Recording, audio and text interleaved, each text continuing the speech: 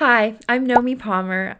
I'm an indie author and Sims enthusiast, and this is episode 5 of the Sims version of my novel, Intense Feelings. I am currently writing a novel series called Passions, which includes intense feelings, immortal passions, hopeless devotion, and coming eventually, endless desire and eternal flame. My series is undergoing a lot of major changes this year, which I can't really talk about yet.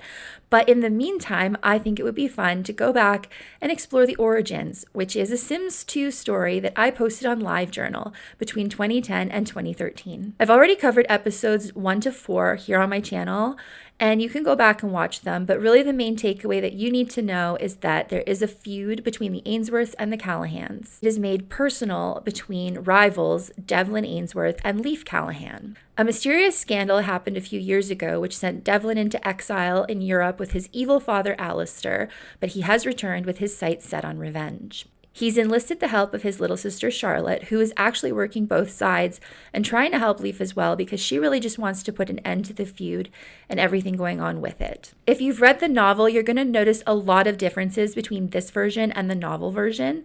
I had to prune a lot out of this when I wrote the novel because it was just too much. There were a lot of things that were unnecessary for a novel version to kind of make it more streamlined in one story instead of sprawling and many stories. I'll point out the differences as we go, but just FYI, I have looked at this one a little bit because I've already filmed some of it that didn't have audio, but I don't pre-read these before we jump in. So the last time I looked at this was like probably 10 years ago. I don't remember what we're going to encounter, the little nuances, the big differences, none of it. We're just going to experience everything together. So without further ado, I hope I didn't forget anything because I've recorded this, I swear, at least 7 times. Let's jump in to the Masquerade, episode 5 of Intense Feelings. We start with a beautiful shot of Grey Manor, where the Masquerade is held annually every year on the first weekend of December. This is true across the board in the Sims version, in the original novel, and in what's to come. And I have to say the Masquerade is my favorite part of the series, if that wasn't obvious. Everyone in the story loves the Masquerade as well. There are a lot of charity dinners and social functions that people are obligated to attend, but the Masquerade is the one that everyone really loves to attend. We go inside and find Charlotte and Devlin, brother and sister, standing up on the second level of the ballroom, looking out over everyone and chatting. Devlin has found out that Charlotte is hanging out with the Callahans just for fun. And he's a little upset about this because he says that this is going to interfere with his plans. Charlotte's like, what plans? You keep saying you have plans and you don't do anything, so I don't think there are any plans. He fires back, he's angry. He's like, I got plans. And they basically just fight pointlessly for a really long time. I'll flip through the pictures here just so you can see Devlin's really super awesome, cool outfit that I'm pretty sure I paid real money for. But we're not going to talk about that. Moving on. They just continue to bicker until Charlotte eventually storms off. Downstairs in the ballroom, Harlow is standing by the drinks bar. Now, I will just quickly jump in and say, in the Sims version, Harlow and Jay were main characters. In the novel, they're just really supporting characters. They're Leif and Nina's best friends, which is still true in the Sims version as well. But in the Sims version, it was a soap opera, so there was more opportunity to just tell romantic stories for the sake of it.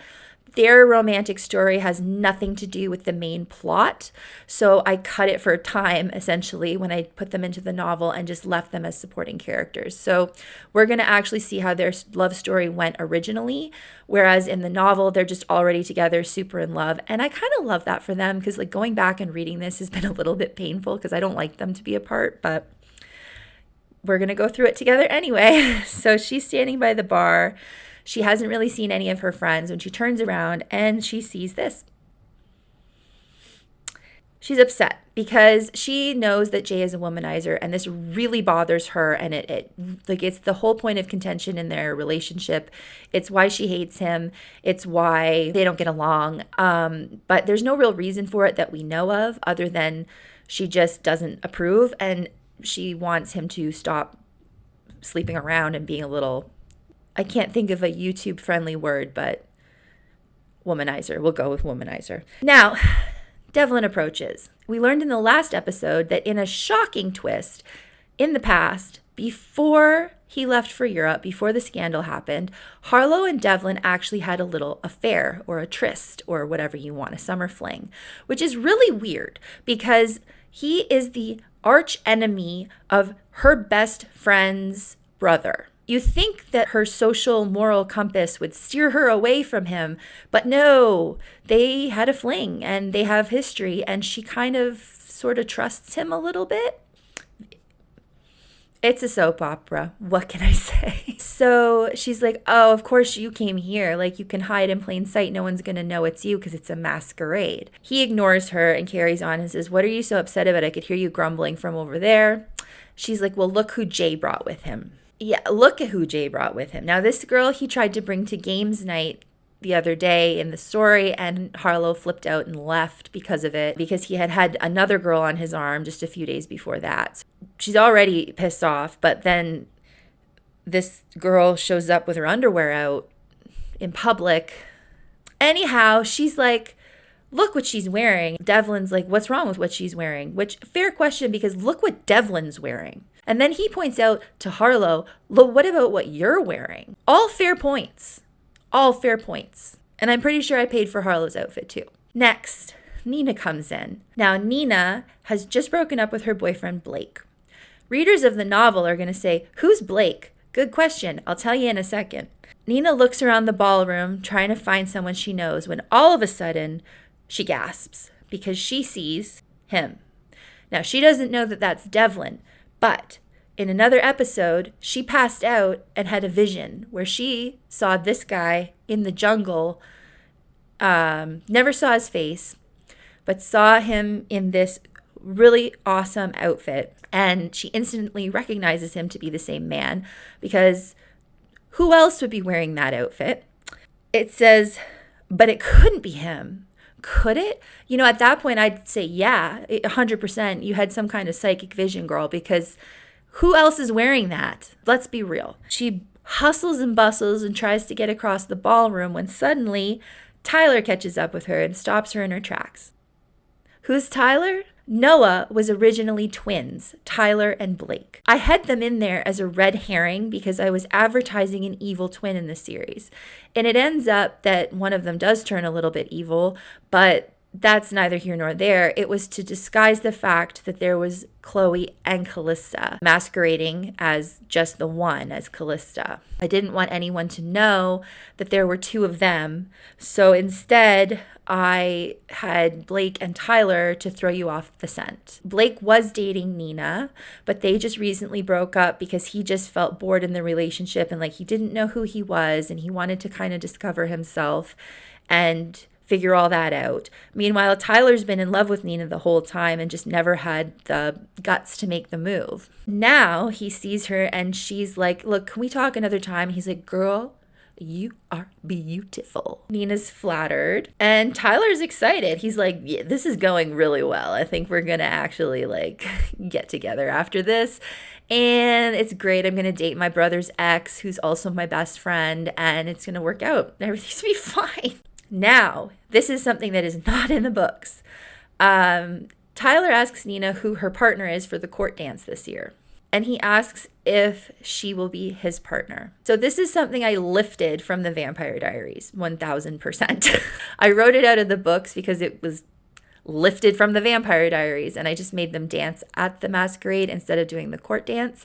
But we'll get to the court dance in a little bit. Nina is too distracted by her dream man and is like, can I just get back to you on that? And immediately Tyler's like, forget it. It's all over. We're never going to be together. This was a stupid idea. And he gets all upset and he's just like, oh, okay, sure. Yeah, you can let me know. She walks away and he looks like that. Nina approaches Harlow. Now, the last time we saw Nina and Harlow, they were having a huge fight because Nina was sick and tired of Harlow being mad at Jay all the time. And, Harlow had made a big scene and stormed out of the house. So they haven't really been on the best of terms. So Harlow asks, like, are we talking again? Like, what's going on here? Nina's like, oh, I'm sorry. I don't remember you trying to contact me, whereas I've called you twice and texted you a bunch of times and you just ignored me. She's like, I don't even have anything to apologize for, so I'm not really sure why you're being this way. And then Harlow's like, oh yeah, well, I don't remember kicking you out of my house. Oh, because I didn't do that. You did that to me. And Nina says, look, I don't want to do this here. Who was that guy you were talking to a few minutes ago? The one with his hip bones out and no shirt on and ripped abs. Who was that guy? Harlow knows better than to reveal the fact that Devlin's back in town. So she goes, I don't know, Nina. It's a masquerade. I don't know who it was. And Nina's like, fine, I'll go find him by myself then. Meanwhile, Tyler had spotted his own phantom. So at the Halloween party, he ran into a girl at the bar. And she wouldn't talk to him. He wasn't even trying to flirt with her. He was just being nice, introducing himself, trying to start up a conversation. And she was really rude and dismissive and just wouldn't speak to him at all. Now, he sees her and recognizes her because she's not wearing a mask. She's wearing the tiniest piece of lace that I don't even know if you'll be able to detect in the photo that I'm showing you right now. Let me zoom in. Can you see it? Anyway, that's her mask, I guess. And Tyler recognizes her and says, hey, I know who you are. And she says, no, I don't think so. And then she's just like, goodbye. He stops her. He's like, wait, wait. Yes, you do. I saw you at the bar on Halloween when my friend got shot. Remember that? You were definitely there. And she's like, oh, no. No, don't recall. This is a great bit of dialogue that I'm going to read verbatim. It's probably the mask, Tyler said loftily. It's like a disguise. If you had worn one, maybe I wouldn't have recognized you. And then she's like, oh, I remember you. Yeah, sure. Halloween, you tried to buy me a drink. Well, nice seeing you. Goodbye. And Tyler says, wait, hold on. What's your name? And she says, it's a masquerade. You aren't supposed to tell anyone your name.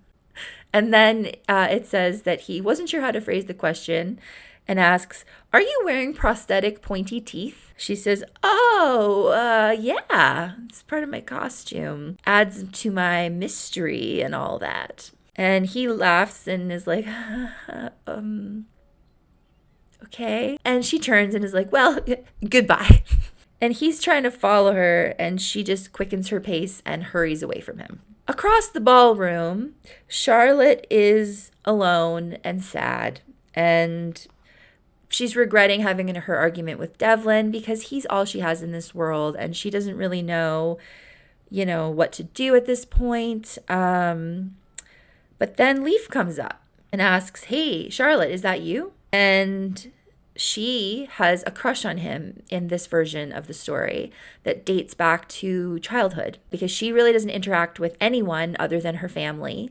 And he has shown her kindness that she's never known before. So she's excited and filled with this warmth when she hears his voice and she turns around. She's like, yeah, it's me. Hi. How did you know? And he's like, well, I just looked for the girl with the most expensive dress, which is a weird thing to say. But moving on. She says, I had it made custom in France. And he's like, I like the bows. Grade A flirting. They go back and forth, kind of just exchanging pleasantries. And then he asks her to be his partner for the court dance. She's pretty happy about that. He's pretty happy too. He's like, you know what? I like this girl. She's a good girl. She's a nice girl. Maybe it's not so crazy that I have a court dance with Charlotte Ainsworth. Yeah, crazier things have happened. Now, Jay is dancing with his date, Hannah. She says she has to go to the ladies' room. They exchange a little kiss. And then Harlow starts storming over to attack? I'm not really sure. But she is intercepted by Blake, Nina's ex, Tyler's twin, half of Noah. Make sense? So then he says, leave her alone. It's not your business. Like, why do you care so much? Harlow's hung up on her outfit. She's like, did you see what she's wearing? Blake laughs and he's like, yeah, it's kind of revealing, huh? And Harlow goes on to say, it is a crime against all women. She looks like a prostitute. I have to take her out. Blake just changes the subject. He's like, you haven't seen Nina, have you? Harlow decides to be a good friend, and she's like, maybe you should give her some space tonight, Blake. Like, aren't you guys on the verge of breaking up? Like, Just let her have some fun. She's been really stressed out about the whole thing. He thinks to himself, oh, so Nina hasn't told her that we broke up. That's interesting. He says, well, why don't we hang out then? Like, you're all by yourself. I'm all by myself. Like, let's just chill. What should we do? And she's like, let's get drunk. Jay is watching them from across the ballroom. He's just obsessed and focused on why she hates him so much. He's like, what did I do? Like, what could I possibly have done? This can't be about me dating around and having a lot of girlfriends and, like, you know, a lot of different partners. That can't be all it is. I must have done something, but what did I do? He has no idea. So Hannah comes back from the bathroom and they hug. And then she's like, I don't want to alarm you, but that crazy girl from your friend's house is here. I just saw her when I was going to the bathroom. He's like, oh yeah, I know. Just ignore her. She'll leave us alone. Hannah presses and she's like, did you guys used to date or something? Like, why does she hate you so much? And he's like, no, we never dated. And he's like, she's just Nina's best friend. We're always around each other. I must have done something to piss her off, but I honestly don't know what it could have been. And Hannah is like, well, then you're right. Let's not worry about her. Let's just have a fun night together. And, you know, we won't even think about it anymore. Let's just dance and have fun. She hugs him again. And he's still just like, what did I do? Why does Harlow hate me? Gripping scene. So then our boy Devlin is storming around in a tantrum, hell-bent on proving to Charlotte that he could carry out one of his plans. After talking with Harlow, he goes in search of Nina, not knowing that Nina is in search of him. It wasn't until later in the evening that their paths finally crossed. He smiled wickedly to himself. The plan was finally in action. We don't know what that is, because I don't think he knows what that is. I certainly didn't know as the author what it was. He calls out to Nina and she turns around and she's like, wait, it's him. It's the man from my dreams. And she says, I know you. And he's like, you do? What? What do you mean you know me? She says, yes, I definitely know who you are. You're the one from the bar, aren't you? So at the Halloween party, she ran into him when he was in a Halloween costume. A great one, as you can see. That was it. She's pieced together that he's the same person that she ran into there. So then he's like, oh yeah, I totally yes, that is, you got me. It's me. I'm the guy from the bar. And Nina's like, oh, I was hoping we'd run into each other. I really wanted to say thank you. You were so kind to me, because she had a huge fight with Blake that night and she was crying in the club, and Devlin came over in his Halloween costume and kind of encouraged her and cheered her up before he dipped and vanished. So she's just grateful to see him again so she can say thank you to him for being so kind. He says, first of all, you're very welcome. I couldn't stand to see a pretty girl cry. But we shouldn't exchange names. It is a masquerade after all. He says, oh, you're right. You know, like, let's not exchange names. Like, let's just keep it a mystery. But apparently she already told him who she was. I just missed it somehow. But so he fully is confirmed that this is Nina that he's talking to. And she does not know who he is because he's got this on. And you guys don't know me, do you? Like, who am I? It's mystery. Then he asks if she will be his partner for the court dance. And she is smitten. She's like, oh, yes. Oh, okay. I'll be your partner for the court dance. Sure. And then he's like, excellent. Would you like a glass of wine? She says, yeah, I'd love a glass of wine. So they go over to the bar. Oh. So they go over to the bar and he stumbles and accidentally throws the wine all over her. She's soaking wet. And he says, oh, I'm so sorry. You know what? Let's go upstairs. I know there are guest bedrooms here. We can find you something else to wear in one of the closets. So she's like, okay, I'll go with a strange man to a bedroom and change my clothes. No problem. Meanwhile, Tyler stumbles into a back room and finds his mystery girl. She is drinking a glass of red wine. And she's getting pissed off. She's like, I don't want you around. I don't want to know you. Get out of my face. And he's like, hey, where'd you get red wine? I thought they were only serving white. She's like, can you just go away? And as she walks towards the window, she seems to glide as she moves, as if she were on ice. He watches her sipping the wine and staring out at the frozen forest in silence. And then she sets down her glass and says, I have asked you 3 times now to go away. And he says, why do you keep coming to these parties if you don't want to make any friends? It doesn't make sense. And she's like, look, I can't explain it to you, but we can't be friends, all right? Let's leave it at that. Now, please go away. We can't be friends? Tyler says. What are you talking about? Then it suddenly looked like she was going to throw up. Now, this was my Twilight inversion. This was my homage to Twilight, with the vampire being female and the human being male. So her wanting to throw up all of a sudden is 1000% a call to Edward and Bella in science class or wherever they were when he smells her and he's like, boo! That was what I was doing here. So Tyler starts to smell his armpits and be like, do I stink?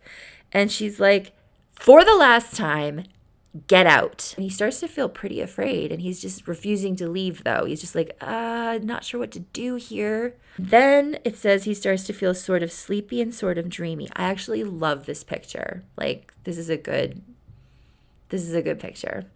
Anyway, now she's full vampire mode and she says, I asked you nicely.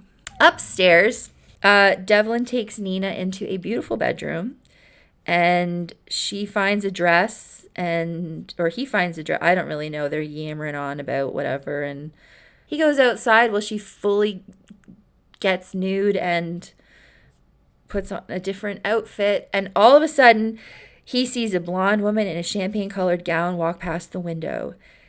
His jaw nearly hit the floor as he watched her walk past. It was definitely the girl from the security tape. It was definitely C. Now, whoever shot Leaf seems to have teleported into the club in a flash of light, shot him and left in another flash of light or something like that. I can't really remember, but in mysterious circumstances. And then someone left a note on Devlin's pillow that said, I'll see you at the Masquerade. I know you're on to me. And it was signed C. And now he's convinced that this blonde woman that he's seeing is her. It is C. So he goes running back into the room. Luckily, Nina is dressed.